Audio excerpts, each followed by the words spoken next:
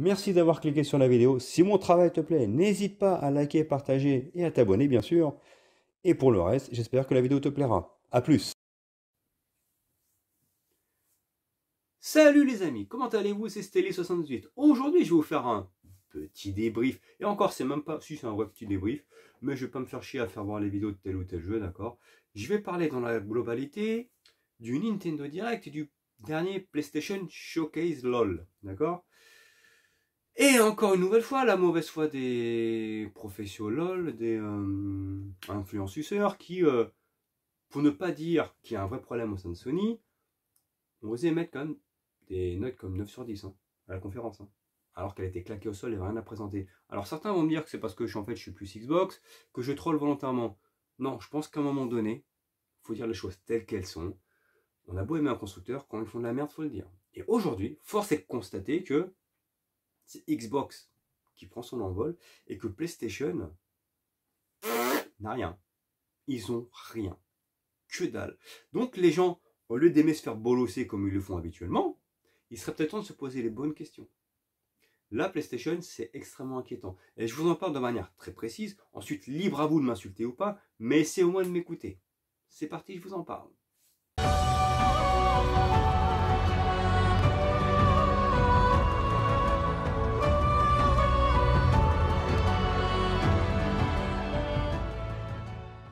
Alors, PlayStation Showcase. Ou Indie Showcase, si vous préférez. Il était claqué au sol. Alors, il y en a qui se sont pas luchés en disant « Waouh, génial, Resident Evil 4, VR et tout ça. » Ok, qui a acheté le VR en fait? Ah oui, il y a eu Ghostbusters VR aussi qui a été présenté. Ok. Mais dans l'ensemble, il y a eu quoi de présenté de vraiment hypant? On se dit « Ouais, PlayStation, franchement, c'est le number one. » Là, non, force est de constater. Et là, je vais vous parler de manière très claire. Ça fait depuis très longtemps que je vous le dis, depuis des années même. Sur cette génération, PlayStation est complètement largué, ils n'ont rien. Ils n'ont rien. Ils jouent juste sur le fait que Sony, la marque PlayStation, se vend. Mais en fait, ils n'ont rien à proposer aux joueurs. Et ça, c'est une constatation. Parce qu'il faut reconnaître que sur la génération PS4, Sony a été incroyable. Une console magistrale. La PlayStation 4, vous la voyez là, hein? Je l'ai, hein? Incroyable. Franchement, sur le plan marketing, sur le plan publicitaire, des jeux en voiture, voilà. Incroyable. Et je pense que Sony s'est reposé sur ses lauriers. Parce que sur cette PlayStation 5, il n'y a rien. Il n'y a rien. Je suis désolé, il n'y a rien. Et les jeux qui sortent sont Forspoken, FF16, bon, il y en a qui aiment, il y en a qui n'aiment pas, moi je ne veux pas juger, mais dans l'ensemble, il ne fait pas l'unanimité. Après, je ne l'ai pas joué, donc je ne peux pas dire s'il est bon ou mauvais. Mais les retours qu'a le jeu ne sont pas extraordinaires. D'accord. Que veut faire Sony en fait? C'est la question que je me pose. Parce qu'il y a beaucoup de personnes qui justement défendent Sony, y compris les journalistes qui ont osé mettre 9 sur 10 à la conférence du PlayStation Showcase qui était nul. Nul! Il y a essentiellement eu du jeu VR présenté. Alors c'est bien pour ceux qui ont acheté le VR, ça va les rassurer, attention. Mais aujourd'hui, qui a acheté le VR? Quand tu es un joueur qui a une PlayStation 5, tu veux voir du jeu de présenter. Alors là, tout le monde est en train de se palucher sur ouais, Spider-Man 2. Il sera certainement très bon, Spider-Man 2. Excellent même, je dis pas le contraire. Sauf que soyons honnêtes, quand j'en vois beaucoup de mauvaise foi qui se mettent à critiquer Starfield parce que ouais, il sera pas Gotti, il sera Spider-Man 2, faut rater les conneries. T'as un titre d'un côté ingénieux qui prend des risques, un nouvel univers avec une qualité d'écriture pour moi inégalée, hein, un univers ultra vaste qui s'appelle Starfield et qui est clashé par les pros PlayStation et par tous les autosuceurs PlayStation parce que justement c'est un jeu exclusif de l'écosystème Microsoft et qui du coup se rabat sur Spider-Man 2. Alors je répète, Spider-Man 2 sera excellent. J'en suis persuadé. Parce que le premier était très bon, j'ai pas fait le Miles Morales, mais il sera dans la même lignée. Sauf que tu ne peux pas mettre GOTY un jeu comme Spider-Man 2. Pourquoi? Parce qu'il ne sortira pas du lot. En gros, il restera dans la même lignée que Spider-Man Miles Morales. Il n'y a rien qui va sortir du lot dans l'ensemble. Ça reste du vu et du déjà vu. Ça restera un jeu générique, d'accord, avec des scripts, bien entendu, avec des cinématiques, des QTE pour en mettre plein la vue. Ça va être fun. Mais en soi, qu'est-ce qui va le pousser à être GOTY? Est-ce qu'il y a un truc spécial qui va le mettre GOTY? Quelque chose d'unique qui va le rendre, je sais pas, tout simplement, comment dirais-je, inatteignable. Non, parce que ça restera un jeu comme les autres. Alors, s'il est GOTY, bah ok, il sera GOTY. Ça voudra dire qu'il y aura vraiment de la corruption. Parce que je vous dis, ça peut être un jeu excellent, mais c'est un jeu déjà vu. Ce que j'essaie de vous dire, c'est que le genre sera déjà vu et revu. C'est pas, il n'y a pas de nouveauté. Et c'est ça le reproche que je fais à Sony. Beaucoup me parlent des exclusivités Sony en disant que c'est les meilleurs. Faut arrêter. Faut arrêter. C'est les bonnes exclus. Mais en fait, le cheminement reste le même. C'est comme les blockbusters américains. Ça reste toujours le même cheminement. Beaucoup d'explosions. C'est le scénario qui change. Mais ça reste le même cheminement. Toujours un héros, une héroïne, le mec comique. Ça explose de partout. Un fil conducteur. La fin se termine. Tout le monde est content. Voilà. Et ben, les jeux Sony, c'est comme ça aujourd'hui. Une fois que tu as fait Uncharted, tu as fait Last of Us, tu as fait God of War, là, bon, je parle du God of War, le dernier, pas le Ragnarok, celui d'avant, de 2018. Tu as fait le Spider-Man. Ok, tu as fait ces jeux-là, ils sont géniaux. Mais quand tu refais leur suite, en fait, tu n'es plus surpris. Tu te dis, ouais, c'est du déjà vu. C'est ça que j'essaie que je dis, que je reproche à Sony. C'est qu'on parle toujours d'exclusivité, mais aujourd'hui, vous allez jouer à quoi? Vous avez envie de jouer à un Last of Us 3, à un Uncharted 5, à un nouveau God of War? Alors certains vont me dire, effectivement, attends, chez Xbox, t'as Halo, t'as Forza, t'as Gears. Oui, c'est vrai. Il faut aussi des jeux comme ça. Et c'est pour ça que je me dis, à un moment donné, j'essaie de tempérer aussi. Sauf que sur Xbox, là, on peut se rendre compte qu'il y a beaucoup de risques, de prise de risque avec des nouvelles licences qui plaisent ou pas. Redfall, en l'occurrence, c'est une nouvelle licence. Pourri, je le conçois, je l'ai éclaté le jeu. Mais ça a été tenté. Starfield, nouvelle licence. Exceptionnel le jeu. Exceptionnel. Sea of Thieves, nouvelle licence. Voilà. Donc, à un moment donné, ils tentent des choses. Alors, chez Sony, oui, il y a eu Forspoken de chez Square Enix. Tout pourri. Mais c'est vrai qu'il y a eu, comment dirais-je, le fait d'essayer de lancer cette nouvelle licence. Mais c'est pas Sony, c'est Square. C'est-à-dire que là, je parle des studios Sony, il ne reste que dans ce qu'ils savent faire. Et à un moment donné, il faudra peut-être qu'ils changent dans leur manière de faire les choses, les amis. Parce que, prenons, pour moi, les deux seuls jeux qui ont tenté de faire des choses différemment, après ça plaît ou ça plaît pas, voire même trois, on va dire. Alors, il y a la saga, enfin, Horizon, Zero Dawn et Forbidden West. J'ai pas aimé Zero Dawn, mais je dois reconnaître qu'ils ont essayé de faire un jeu plus ou moins monde ouvert. Donc pour moi, ça a été une vraie prise de risque de Sony. Là, je dis ok. Que j'aime ou pas le jeu. Ghost of Tsushima, qui est pour moi le meilleur jeu qu'a fait Sony de ces dernières années. D'accord? Mais qui n'aura pas de suite, parce que peut-être Ghost of Tsushima n'a pas eu le succès commercial que Sony espérait, et c'est là le problème, de ne voir que de l'argent. Alors que des fois, tu as des jeux à vrai potentiel qui ne sont pas exploités. Et là, on va revenir, pour moi, au jeu, pratiquement meilleur jeu qu'a fait Sony. Je parle bien entendu de Days Gone. Days Gone est un jeu qui a été clashé par la presse, un jeu qui a été mal aimé, alors qu'en fait, c'était un vrai jeu rafraîchissant avec de l'action, un jeu en monde ouvert, le fait d'être assailli par les zombies, c'était vraiment très très intéressant avec du loot, etc. etc. Days Gone est pour moi un jeu Sony excellent. Sauf que, vu qu'il ne s'est pas vendu, sur le plan comptable, Sony a dit on arrête, il n'y aura pas de suite. Alors, tu mets de côté des licences intéressantes où il y avait de l'idée, et tu continues à faire des suites de jeux qui ont marché, mais qui au final n'ont plus de génie. C'est ça que j'essaie de dire. Et je pense qu'aujourd'hui, Sony est complètement largué. Ils ne savent plus quoi faire. Ils sont en train de faire pire que la PS3. Parce que sur la génération de PS3 360, la 360 lui est rentrée dans l'art. D'accord? Avec la PS4, je n'ai aucun problème de dire que Sony a été devant la Xbox One. Aucun souci. D'accord? Mais là, sur cette génération, c'est Microsoft qui est en train de prendre sa petite route, qui est en train de tout doucement de râler des joueurs, des PlayStation 5 qui sont vendus, des Xbox Series qui sont achetés, des gens qui s'abonnent au Game Pass juste pour jouer à Starfield. C'est là la différence. Vous comprenez ce que je veux dire? Alors que Sony, on voit que ça stagne. Moi, j'ai des amis qui ont la PlayStation 5 qui n'ont pas allumé depuis 6 mois. Parce qu'ils disent, il n'y a rien à jouer. Il n'y a rien à jouer. Il n'y a rien. Là, ils nous proposent rien. Ils nous vendent du rêve, ils nous proposent rien. Alors, il y aura que Spider-Man 2, là. Wolverine, on ne sait pas quand il va arriver. Mais ça reste des jeux génériques. Ça reste des jeux, en fait, qui resteront...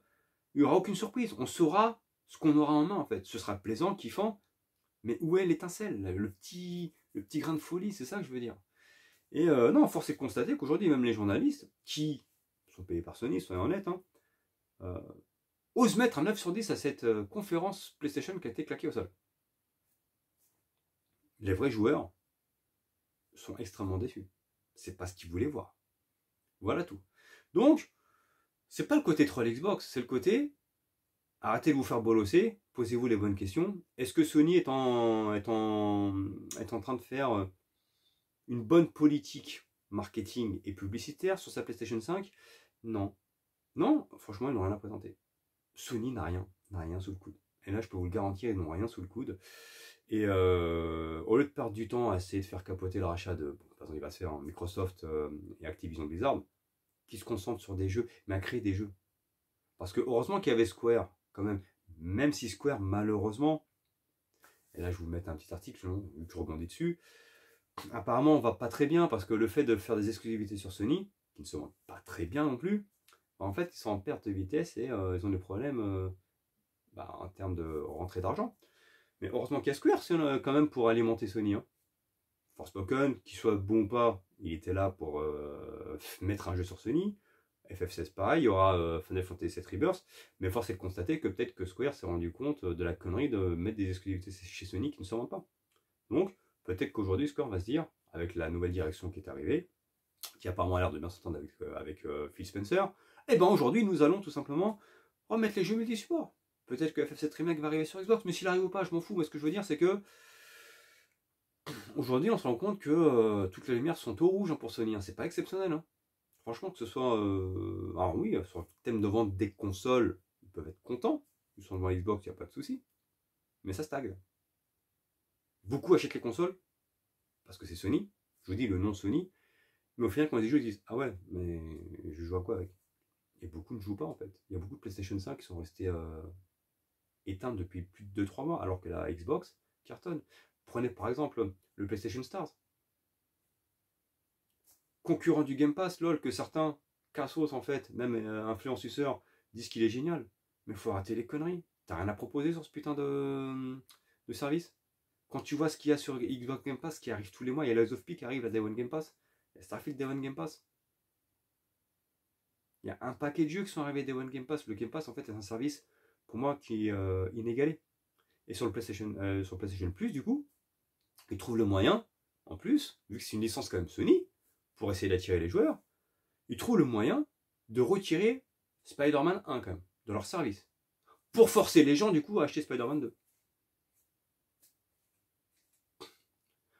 C'est le foutage de gueule. Non, Sony devient le Apple du jeu vidéo. Et c'est problématique, ça fait des années que je vous le dis. C'est à vous les joueurs de ne pas vous faire bolosser. À un moment donné, réfléchissez. Vous avez le droit de préférer Sony à Xbox. Mais vous avez le droit aussi de ne pas tout accepter. Sony se fout de votre gueule. C'est une constatation. Et voilà, donc c'est assez bizarre. Maintenant, je vais parler brièvement du Nintendo Direct. Pareil, je ne l'ai pas trouvé exceptionnel. Alors, il n'était pas nul, hein, mais pas exceptionnel. Mais au final, on se rend compte, encore une fois, qu'il y a beaucoup de jeux, encore HD Remaster, qui vont être représentés. Et j'ai l'impression qu'il n'y a plus d'idées, là. C'est un truc de malade, quand même. Alors, oui, il y a le jeu sur Princess Peach, là, qui va sortir en 2024. Oh, ça a l'air marrant et tout ça. Mais encore une fois, le Luigi Mansions 2 HD qui sortira en 2024 sur Switch, à la base, c'était un jeu DS. 3DS, pardon. C'était un jeu de 3DS. Luigi Mansions 2. Donc un jeu 3DS va être porté sur Switch. LOL. Le superbe et magnifique Paper Mario 2, la porte millénaire, qui était un jeu GameCube. Quand même, GameCube, hein, qui va être porté sur Switch. Alors le jeu est génial. Encore une fois, ça prouve que le GameCube était une console incroyable. Parce que justement, tu portes plein de jeux là, GameCube, sur Switch. Mais pareil, un jeu qui a déjà été fait. C'est malheureux. Non, mais en fait, c'est malheureux parce qu'en fait, on se rend compte qu'il n'y a plus d'idée. Alors, beaucoup ont sauté au plafond, étaient contents. Moi aussi, j'avoue, mais ça reste encore un HD remaster. Tomb Raider a été annoncé multi-support, hein, il sera sur Switch, Xbox et PlayStation. Le remaster des 3 premiers épisodes. Tomb Raider 1, 2 et 3. Je vous parle pas du reboot, hein, je vous parle des tout premiers Tomb Raider de l'époque. Édition, on va dire 96, peut-être plus l'anniversary, je pense, je sais plus. Mais la réédition des 3 premiers Tomb Raider en HD remaster. Voilà, encore des HD remaster. À un moment donné, il y a de quoi se poser des questions. Alors, dans l'ensemble, j'ai trouvé que ces deux conférences n'étaient pas exceptionnelles. Celle de Nintendo, je l'ai trouvée moins pire que celle de PlayStation, mais je ne l'ai pas trouvée non plus extraordinaire. Pourtant, je suis pour Nintendo aussi, vous le savez, j'aime beaucoup Nintendo. Mais force est de constater que, non, je répète encore, en fait, pour l'instant, il n'y a que les conférences Xbox qui sont intéressantes. N'en déplaise à certains rageux, c'est une constatation. Il y a toujours quelque chose à proposer en ce moment, que ce soit sur le Game Pass, que ce soit des jeux présentés qui arriveront l'année prochaine. En ce moment, Xbox, en termes marketing, on dit toujours qu'ils ne sont pas bons dans la pub. Je suis désolé. depuis 1 ou 2 ans, sur le plan marketing, sur le plan publicitaire, Xbox fait mieux que Sony et Nintendo quand même. Il faut le reconnaître. Et je parle de manière très calme. Là, la campagne de communication sur Starfield a été masterclass, magistrale. Plus les jours passaient, plus les gens entendaient Starfield. Et aujourd'hui, Starfield est un jeu extrêmement joué qui cartonne. En fait, il n'y a que les rageux et ceux de mauvaise foi en fait, qui ont mal parlé de Starfield. Mais en réalité, le jeu est extrêmement qualitatif. Et je ne vous le dis pas parce que c'est un jeu Xbox. Je vais vous faire mon test plus tard, d'accord? Là, j'ai envie de le savourer comme il faut, je suis en train de le faire. Mais le jeu n'a aucune comparaison possible avec les derniers jeux sortis dernièrement. C'est incomparable. C'est l'écriture du jeu et simplement, c'est du génie. C'est du génie. Je vous en parlerai lors de mon test. Mais voilà, donc comparer Starfield à Spider-Man déjà est complètement stupide. Que là, tu as un vrai jeu nouveau, monde ouvert, spatial avec une grosse ambition. Et tu vas avoir un Spider-Man 2 qui sera quand même scripté sur un petit hub, hein, soyons honnêtes, et qui est plus un jeu d'action. Ça n'a rien à voir. Ça n'a rien à voir. Mais ça, c'est les journaleux de mes deux là, qui comparent ce qui n'est pas comparable. Faut pas comparer Starfield et Spider-Man. C'est pas le même style de jeu. Voilà tout. Bref, c'était OZEF, que ce soit sur le PlayStation Showcase et le Nintendo Direct. Encore une fois, comme je vous l'ai annoncé, beaucoup de remakes, beaucoup de jeux qui ont été annoncés que très peu pourront jouer. En l'occurrence, je parle des jeux VR. Qui va dépenser 600 € dans le PlayStation VR? Franchement. Alors ceux qui l'ont, c'est bien, ils auront des jeux. Mais la personne qui a acheté la PlayStation 5 pour jouer à des jeux PlayStation 5, elle a de quoi chialer. Franchement. Voilà tout. Likez, partagez, abonnez-vous. Ciao.